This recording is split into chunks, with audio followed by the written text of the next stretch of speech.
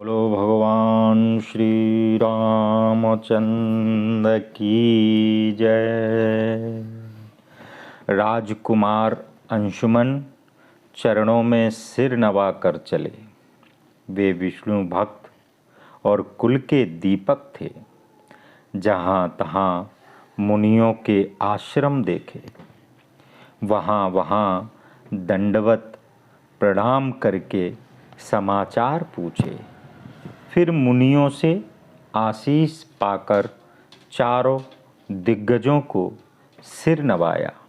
इस प्रकार मार्ग में ढूंढते चले, तब सुमित के भ्राता गरुण जी, जो उनके मामा मिले, चरण स्पर्श करते ही उन्होंने आशीष दी और जिस प्रकार सब जले थे सो हाल सुनाया।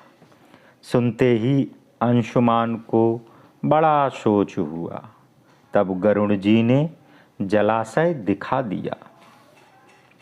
अंशुमान ने वहाँ स्नान किया और क्रमानुसार सबको जलांजलि दी।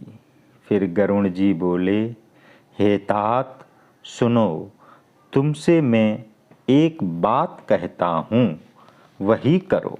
हे पुत्र, वही उपाय करो जिससे गंगा जी पृथ्वी पर आ जाएं, जिनके दर्शन से ही पाप छूट जाते हैं और स्नान करने से परम सुख प्राप्त होता है। इस प्रकार पवित्र गंगा जी को प्राप्त होकर ये 60,000 तर जाएंगे।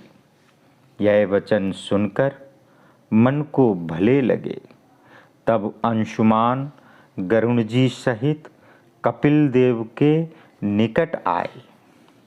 तब गरुण जी मुनि के चरणों में गिर पड़े और पहले की सब कथा मुनि ने कही। आज्ञा देकर मुनि ने घोड़ा दे दिया। तब अंशुमान अपना घोड़ा पहचान कर मन में प्रसन्न हुए।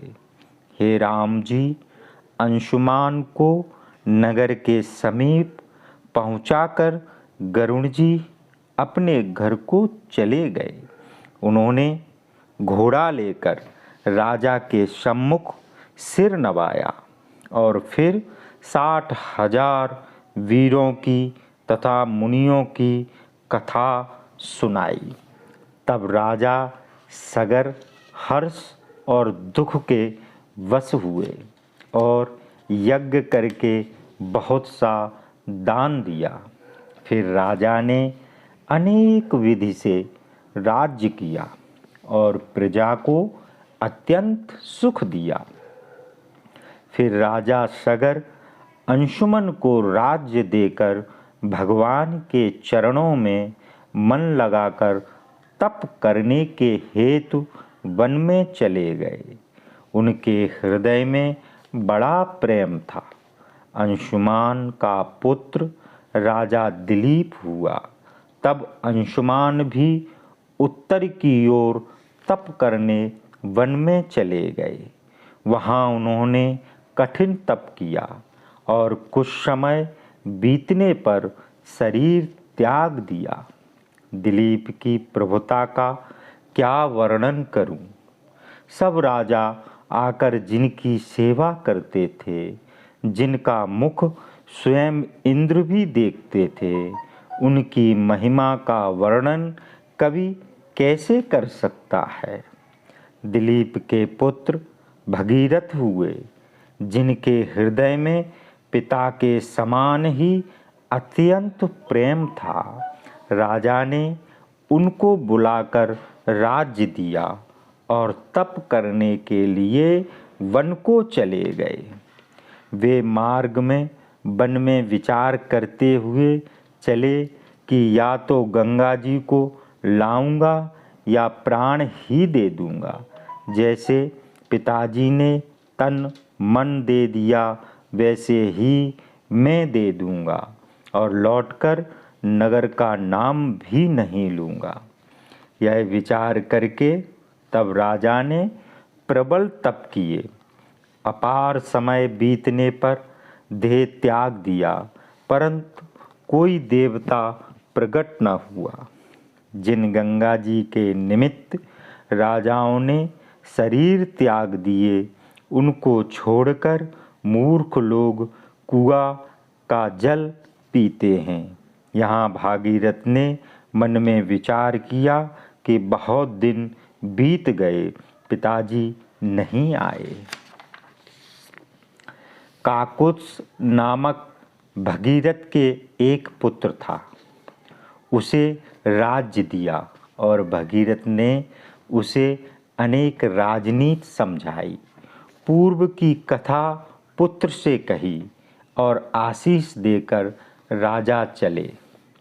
नगर से निकलते ही सुंदर शकुन मिले और राजा अत्यंत घने वन में आए। भगीरथ ने वन को देखकर सुख पाया और गंगा जी के लाने को तप में मन लगा दिया। एक पैर और दोनों भुजाएं उठाए हुए मन लगाकर सूर्य की ओर देखने लगे। इस भांत 1000 वर्ष बीत गए, परंतु उन्होंने दिन रात जाते हुए नहीं जाने। राजा का घोर तप देखकर ब्रह्मा जी चले आए और राजा से मनोहार वचन बोले। हे राजन, जो चाहो सो वरदान लो। तब प्रणाम करके चतुर राजा बोले, हे प्रभु, जो मैं मांगना चाहता हूँ सो आप जानते हैं, फिर मुझसे मांगने को क्यों कहते हैं।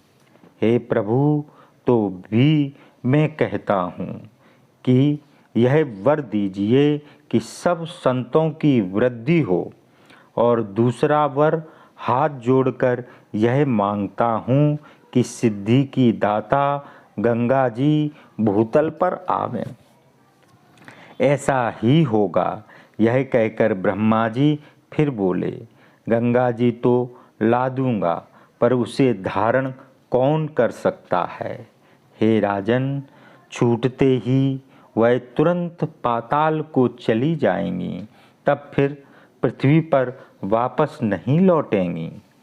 इस कारण एक बात आपसे कहता हूँ कि जगत में शिवजी बड़े दयालु हैं। आज वे ही शिवजी गंगा जी को धारण कर सकते हैं, अतः उनका नाम जपने से ही आपका कार्य होगा। यह कहकर ब्रह्मा जी अंतर ध्यान हो गए। फिर भगीरथ शिवजी के पास गए। वे देवताओं के वर्ष तक अंगूठे के आधार पर खड़े रहे और बारंबार शिवजी का नाम उच्चारण किया। तब दयालु शिवजी आकर प्रकट हो गए। तब राजा ने हाथ जोड़कर विनती की। शिवजी बोले कि मैं गंगा जी को धारण करूँगा। फिर वे भगवान का ध्यान करने लगे। ब्रह्मलोक में गंगा जी ने शिवजी के वचन सुनकर मन में विचार किया कि मैं शिवजी सहित पाताल को चली जाऊंगी, जाते देर नहीं लगाऊंगी। अंतर्यामी शिवजी ने यह उपाय किया कि अपने सिर पर अगम जटा बनाई। इधर भागीरथ के स्तुति करने पर कोमल वाणी सुनकर ब्रह्मा जी ने गंगा जी को छोड़ दिया। गंगा जी के छूटने पर जगत में भारी शोर हुआ। देवता, शेष जी और दिग्गज भी चकित हो गए। फिर गंगा जी शिवजी की जटाओं में समा गईं और 1 वर्ष तक भूली रहीं। यह कौतुक देखकर सब देवता प्रसन्न हुए और जय जयकार करते हुए बहुत से फूल बरसाए। फिर भगीरथ जी ने शिवजी का स्मरण किया तो शिवजी ने एक बूंद छोड़ दी। उस बूंद से फिर 3 धाराएं प्रकट हुईं, एक आकाश को और एक पाताल को गई। पाप को नष्ट करने के वाली जो धारा आकाश को गई, उसका नाम देवताओं ने मंदाकिनी रखा। दूसरी पाताल को गई, जिसका नाम प्रभावती है और जो सब दुखों को हरने वाली है। तीसरी धारा गंगा जी है, जो सब संतों को सुख देने वाली हैं। जल का प्रभाव देखकर राजा भगीरथ के हृदय में अत्यंत आनंद हुआ। जैसे पूर्ण चंद्रमा को देखकर समुद्र उमड़ उठता है। फिर भगीरथ ने आकर सिर नवाया। तब गंगा जी सुंदर वचन बोली, हे राजा, शीघ्रगामी रथ ले आओ, जिसके घोड़ों की गति सूर के घोड़ों के समान श्रेष्ठ हो। उस रथ पर चढ़कर हे राजन, आप मेरे आगे चलिए और मैं आपके पीछे चलूँगी। यह सुनकर राजा तुरंत सुंदर घोड़ों से युक्त रथ ले आए और मन में भगवान का स्मरण करते हुए चले। राजा को आगे कर कर गंगा जी चलीं और देवताओं ने प्रसन्न होकर फूल बरसाए। चलने में उनके तेज का कुछ वर्णन नहीं किया जाता। पर्वत, वृक्ष और छोटी शिलाएं टूटती हैं। कछुए, मगर, मछली व सर्प मतवाले होकर अनेक शब्द करते हैं। देवता वहाँ आकर स्नान करते हैं। गंगा जी की ऐसी महिमा सुनकर सब सिद्धों ने उनके तट पर आश्रम बनाए। मन लगाकर तर्पण करने से हृदय में अवर्णनीय आनंद होता है। मुनिजन कहते हैं कि गंगा जी के दर्शन से ही सब पाप छूट जाते हैं और शीघ्र ही तर जाते हैं। गंगा जी में स्नान करके देवता, ब्रह्मा जी तथा सनकादिक ऋषि भी प्रसन्न होते हैं और पान करने से सब पाप दूर हो जाते हैं। ऐसा मत सब कोई कहते हैं। जो मन लगाकर स्नान जप करते हैं, उनकी महिमा कही नहीं जाती। रथ पर जाते हुए राजा कैसे सुशोभित हैं, जैसे तेजवान शूर देख पड़े। पहाड़ और सुंदर देश लांघते हुए आगे राजा और पीछे गंगा जी चले जाते हैं। जब हरिद्वार के निकट आए तो तीर्थ देखकर गंगा जी का मन प्रसन्न हो गया। तीर्थ देखकर मन में बड़ी प्रसन्नता हुई। फिर पाप हरने वाली गंगा जी आदि प्रयाग में पहुँची। वहाँ स्नान करने से सब दुख छूट जाते हैं। फिर गंगा जी काशी जी में आईं। वहाँ शिव जी की पुरी स्वाभाविक ही सुखदायिनी है, जिसकी मनोहरता कही नहीं जाती। और भी अनेक तीर्थ जानकर गंगा जी वहाँ गईं, जिनका वर्णन नहीं किया जा सकता। हे रामचंद्र जी, मार्ग के लोगों को सनात करती हुई इस प्रकार गंगा जी चली जाती हैं। इस प्रकार से फिर वे समुद्र में जाकर मिलीं। तब समुद्र मन में प्रसन्न होकर भागीरथ की बड़ाई करने लगा कि आपके समान दूसरा कोई नहीं है। आपने ऐसा किया जैसा कोई नहीं करेगा। तप के बल की महिमा ऐसी क्यों न हो। सगर के पुत्र तो उसी समय तर गए। तब राजा बड़ा प्रसन्न हुआ। और जो अब तक कोई कुल में तरने से शेष रहे, उनके साथ अब वे भी तर गए। आपके समान और कोई राजा नहीं हुआ। आपने जग विख्यात अचल यश प्राप्त किया है। वहाँ सब देवताओं को साथ लेकर ब्रह्मा जी आए और राजा से यह बात कही, धन्य हो भगीरथ, जगत में आपने बड़ा यश पाया। आपके समान और नृप नहीं हुआ। आपने अपनी प्रतिज्ञा सत्य की और संत जनों को सुख दिया। इस स्थान को सब कोई गंगा सागर कहेंगे। इससे पाप ऐसे डरेंगे जैसे सूर को देखकर उल्लू डरते हैं। और गंगा जी को भागीरथी भी कहेंगे, जिसे सुनकर देवता, सिद्ध और नाग यश लेंगे।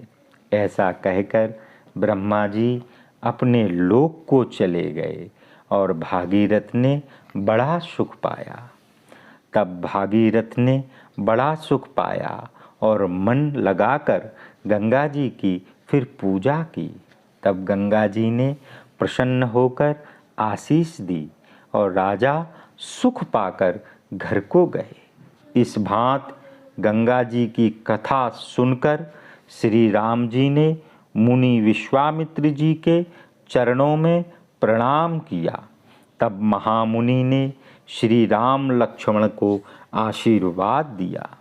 विश्वामित्र जी का अमृत के समान आशीर्वाद पाकर श्री राम जी प्रसन्न हुए और उनके सब संदेह ऐसे जाते रहे जैसे बाज को देखकर बटेर उड़ जाते हैं। श्री राम जी अमृत के समान आशीष सुनकर बड़े प्रसन्न हुए और फिर सुख पाकर बोले, हे मुनि नाथ, शीघ्र चलिए। विश्वामित्र जी ने सब कथा कह सुनाई, जिस प्रकार गंगा जी पृथ्वी पर आई थीं। प्रभु ने ऋषियों सहित स्नान किया। अनेक प्रकार के दान ब्राह्मणों ने पाए। फिर प्रसन्न होकर वे मुनिगणों के साथ चले और शीघ्र ही जनकपुरी के निकट पहुँचे। श्री रामचंद्र जी ने सब नगर की शोभा देखी। तब छोटे भाई सहित बहुत ही प्रसन्न हुए। अनेक बावली, कुआं, नदी और तालाबों में अमृत के समान जल भरा है और मणियों की सीढ़ियाँ बनी हुई हैं। सुगंधित फूल के रस में मतवाले सुंदर भौरे गूंज रहे हैं। बहुत रंग के पक्षी मनोहर बोली बोल रहे हैं। रंग बिरंगे कमल खिल रहे हैं। तीनों प्रकार की शीतल मंद सुगंधित वायु सबको सुख देने वाली बह रही है। फूलवाड़ी, बाग और वन नगर के चारों ओर शोभा दे रहे हैं। उनमें भांति भांति के पक्षी अपने घोंसले बनाकर वास कर रहे हैं। सुंदर कोमल पत्ते निकल रहे हैं। नगर की शोभा का वर्णन करते नहीं बनता है। जहाँ मन जाता है वहीं लुभा जाता है। बहुत सुंदर बाजार और बड़ी विचित्र मणियों से जड़ित अटारियाँ हैं। मानो ब्रह्मा ने उन्हें अपने हाथों से बनाया है। कुबेर के समान धनी व्यापारी सब प्रकार की वस्तुएं लेकर बैठे हैं। चौक और सुहावनी गलियां सदा सुगंधित रहती हैं। सबके घर घर मंगलमय और ऐसे चित्र हैं जैसे उन्हें कामदेव रूपी चित्रकार ने चित्रित किया है। नगर के सब स्त्री पुरुष सुंदर, पवित्र, बड़े सज्जन, धर्मात्मा, ज्ञानवान और गुणवान हैं। राजा जनक का जहाँ निवास स्थान था वह स्थान बहुत ही अनुपम था, जिसके ऐश्वर्य को देखकर देवता भी थक जाते हैं। कोट को देखकर चित्त चकित हो जाता था। उसने मानो सब भुवनों की शोभा रोक रखी थी। उज्ज्वल महलों में सुंदर मणि जड़ित सोने के भांत भांत के पर्दे लगे थे। सीता जी का निवास भवन तो बहुत ही सुहावना था। उसकी शोभा कैसे कही जा सकती है।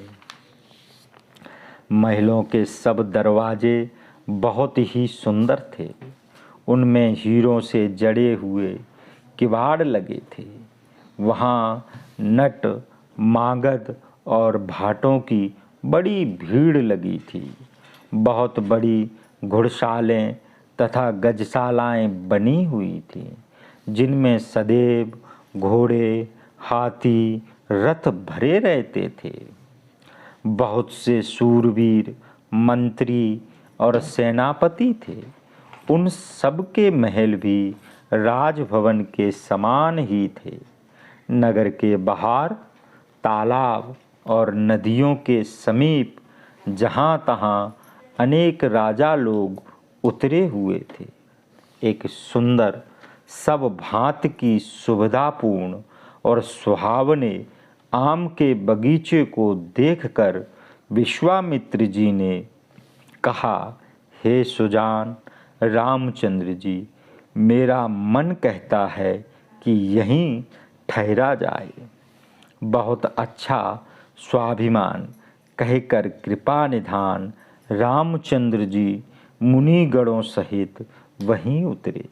महामुनि विश्वामित्र जी आए हैं, यह राजा जनक ने सुना। साथ में निर्मल बुद्धि वाले मंत्री, अनेक योद्धा, उत्तम ब्राह्मण, गुरु तथा जाति के लोगों को लेकर इस भांत प्रसन्न हो राजा जनक महामुनि विश्वामित्र जी से मिलने के लिए चले। राजा ने चरणों पर मस्तक रखकर प्रणाम किया। तब मुनि ने प्रसन्न होकर आशीर्वाद दिया। फिर राजा ने सब ब्राह्मणों को आदरपूर्वक प्रणाम किया और अपने भाग्य को बड़ा जानकर प्रसन्न हुए। विश्वामित्र जी ने बार बार कुशल पूछकर राजा को बैठाया। उसी समय दोनों भाई भी आ गए जो फुलवारी देखने गए थे। वे दोनों श्याम और गौरवर्ण, कोमल अंग, किशोर अवस्था वाले, नेत्रों को सुख देने वाले और संसार के चित्त को चुराने वाले थे। तब राम जी आए, तब सभी उठ खड़े हुए। मुनि ने उन्हें अपने पास बैठाया। दोनों भाइयों को देखकर सब सुखी हुए। नेत्रों में जल भर आया और शरीर पुलकायमान हो गया। मनोहर माधुरी मूर्ति का दर्शन करके विधेय जनक रूप से देह की सुध भूल गए।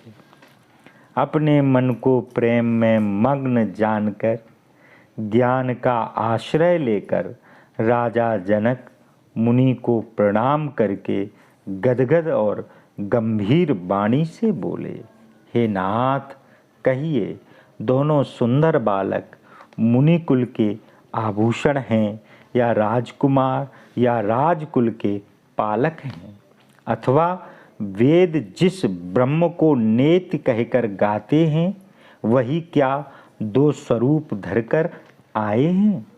मेरा मन जो स्वभाव से ही वैराग्य रूप है, वह इनके दर्शन से ऐसा मुग्ध हो रहा है जैसे चंद्रमा को देखकर चकोर होता है।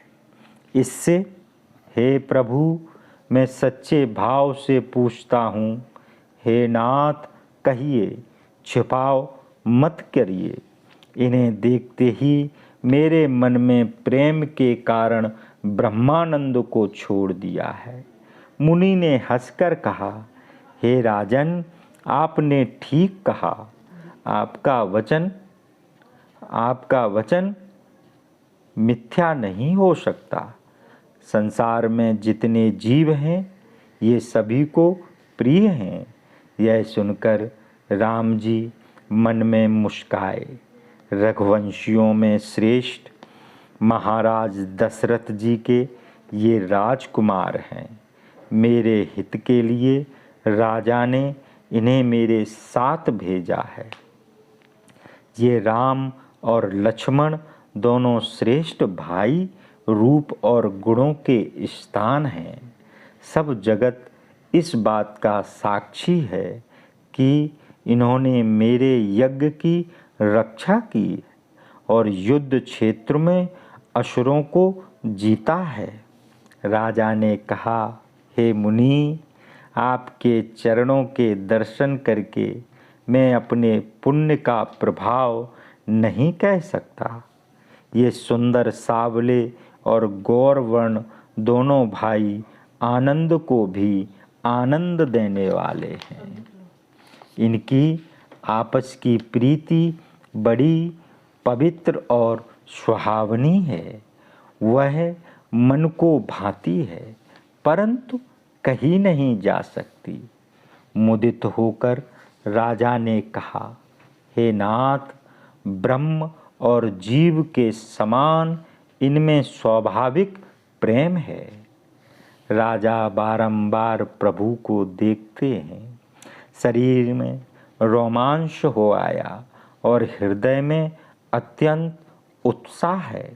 फिर मुनि की बड़ाई कर चरणों में सिर नवाकर जनक जी उन्हें नगर के भीतर लिवा ले चले। राजा ने उन्हें सब काल में सुख देने वाले सुंदर स्थान पर ठहराया और फिर सब भांत से पूजा और सेवा करके और विदा मांगकर राजा अपने घर आए।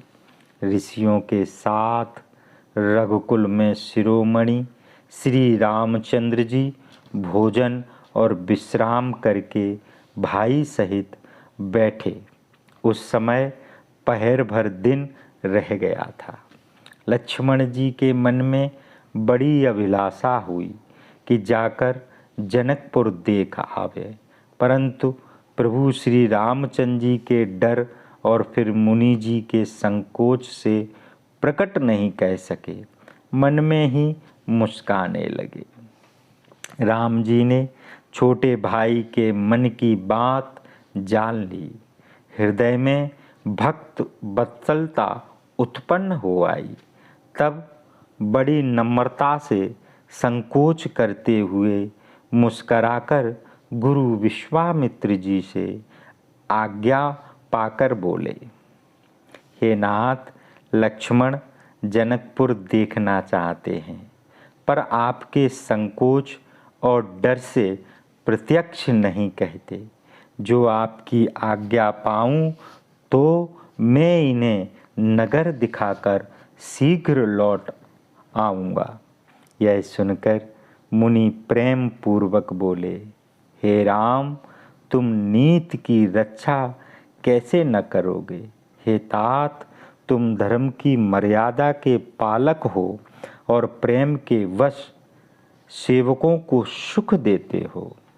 सुख के निदान दोनों भाई जाकर जनक जी के नगर को देख आओ और अपना सुंदर मुख दिखलाकर सबके नेत्रों को सफल करो। मुनि के चरण कमलों की वंदना करके सब लोगों के नेत्रों को सुख देने वाले दोनों भाई चले। बालकों के झुंड उनकी अनंत शोभा को देखकर साथ में लग गए, क्योंकि उनके नेत्र और मन मोहित हो गए थे। पीताम्बर पहने हैं, कमर में तरकस कसे हुए हैं, हाथों में धनुष बाण सुशोभित है। शरीर में योग्य शोभा देने वाली चंदन की सुंदर खौर लगाए हैं। सावले और गोर रंग की मनोहर जोड़ी है। सिंह के समान ऊंचे कंधे हैं, विशाल भुजाएं हैं, छाती पर सुंदर गज मुक्ता की माला है। लाल कमल के समान नेत्र और चंद्रमा के समान तीनों तापों को दूर करने वाली मुख है। कानों में सोने के फूल शोभा दे रहे हैं, जो देखते ही चित्त को चुरा लेते हैं। सुंदर चितवन है, तिरछी भौएं और तिलक की रेखा बिजली की शोभा दे रही है। सिर पर सुंदर चौकोनी टोपी है, काले काले घुंघराले बाल हैं। दोनों भाइयों के नख से चोटी तक सब अंग सुंदर शोभा वाले हैं। दोनों राजपुत्र नगर देखने आए हैं। जब यह समाचार पुरवासियों ने पाया, तब घर का काम छोड़कर सब ऐसे दौड़े मानो कंगालों को दौलत लुटाई जा रही है। दोनों भाइयों को स्वभाव से ही सुंदर देखकर नेत्रों का फल पाकर लोग सुखी होने लगे। स्त्रियां झरोकों में श्री रामचंद्र जी के रूप को देखकर मोहित हो रही हैं।